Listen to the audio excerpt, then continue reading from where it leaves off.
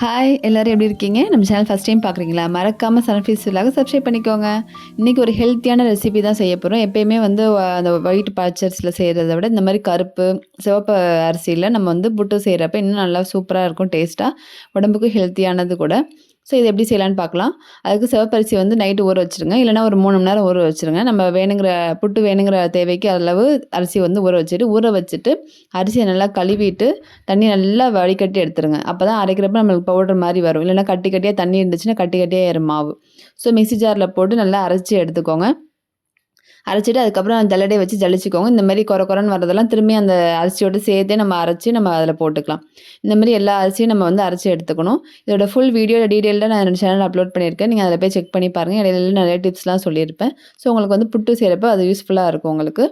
இப்போ அரைச்ச மாவை இட்லி பானையில் நம்ம அடித்தட்டை போட்டு ஒரு காட்டன் துணி நனைச்சி போட்டு அதில் மாவை அள்ளி வச்சு நல்லா வேக வச்சுக்கோங்க.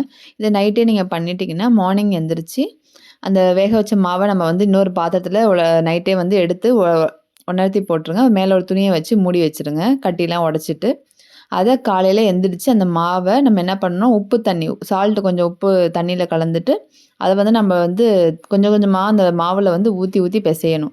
ஒரே தான் ஊற்றிடாதீங்க, களி மாதிரி ஆயிரும். ஸோ அதனால் பார்த்து இதை பக்குவமாக வந்து பிசையணும். பிசையிறதுல தான் அந்த இது புட்டு வந்து நல்லா சாஃப்டாக நம்மளுக்கு வரும். அந்த தண்ணியை வந்து கொஞ்சம் கொஞ்சமாக நம்ம ஊற்றி ஊற்றி நம்ம வேணுங்கிற அளவுக்கு அந்த ஈரப்பசை நம்ம கையில் பிடிச்சா நம்மளே ஒரு பிடி அமுங்குற மாதிரி இந்த மாதிரி வரணும். ஸோ இந்த ஸ்டேஜ் வர வரைக்கும் நம்ம தண்ணி ஊற்றி நம்ம வந்து மாவு வந்து நல்லா கட்டி இல்லாமல் நல்லா சூப்பராக வந்து நல்லா பிசைஞ்சு எடுத்துக்கணும். அதுக்கப்புறம் திரும்பி என்ன பண்ண போகிறோம், நம்ம இட்லி பானையில் வேக வைக்க போகிறோம். ஸோ மாவை வந்து அந்த லெவலுக்கு பிசைஞ்சதுக்கப்புறம் இட்லி பானையில் தண்ணி ஊற்றிட்டு அடித்தட்டு போட்டுக்கோங்க. அதே மாதிரி அந்த ஏற்கனவே நம்ம துணி வேக வச்சுருக்கோம் பார்த்தீங்களா, அதே துணியை நல்லா இன்னும் கொஞ்சம் நனைச்சிக்கோங்க. நனைச்சிட்டு விரிச்சு விட்டு அதே துணியில் நம்ம எல்லாத்தையும் புட்டு மாவை எல்லாத்தையுமே அள்ளி வைங்க.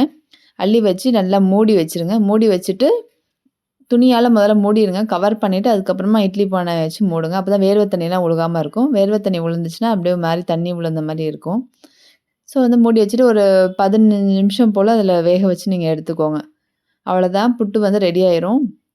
நான் எப்படி வெந்திருக்குன்னு உங்களுக்கு டெஸ்ட் பண்ணி காமிக்கிறேன். அதுக்கு தேவையான ஏலக்காய் பவுடர், தேங்காய், ஜீனி இல்லைன்னா நாட்டு சர்க்கரை, கீ 1 ஸ்பூன் எல்லாமே ஒரு பாத்திரத்தில் போட்டு ரெடி பண்ணி வச்சுக்கோங்க. இப்போ நம்ம வெந்திருக்கான்னு பார்க்கலாம். துணியெல்லாம் ரிமூவ் பண்ணிவிட்டு பாருங்கள். ஒரு நைஃப் எடுத்துக்கோங்க. நைஃபை வந்து தண்ணியில் நனைச்சிட்டு விட்டு பார்த்தீங்கன்னா அதில் ஒட்டாமல் இருக்கும். ஸோ அந்த மாதிரி இருந்தாலே அது மாவு வந்து நல்லா வெந்துருச்சுன்னு அர்த்தம். வெந்த மாவை நம்ம அந்த பாத்திரத்தில் தேங்காய் வச்சுருந்தோம் பார்த்தீங்கன்னா அதில் கொட்டி நல்லா கிளறிடுங்க. கிளறி ஒரு 2 நிமிஷம் மூடி வச்சிங்கன்னா அந்த ஜீனியெல்லாம் கரைஞ்சி நல்லா சூப்பராக ரெடி ஆயிரும். பஞ்சு போல் நல்லா சாஃப்ட்டாக இருக்கும். நீங்கள் கண்டிப்பாக அதை ட்ரை பண்ணி பார்த்துட்டு எப்படி இருக்குன்னு எனக்கு கமெண்ட் பண்ணுங்கள். மறக்காமல் சன் ஃபீஸ்ட்லாக சப்ஸ்கிரைப் பண்ணிக்கோங்க.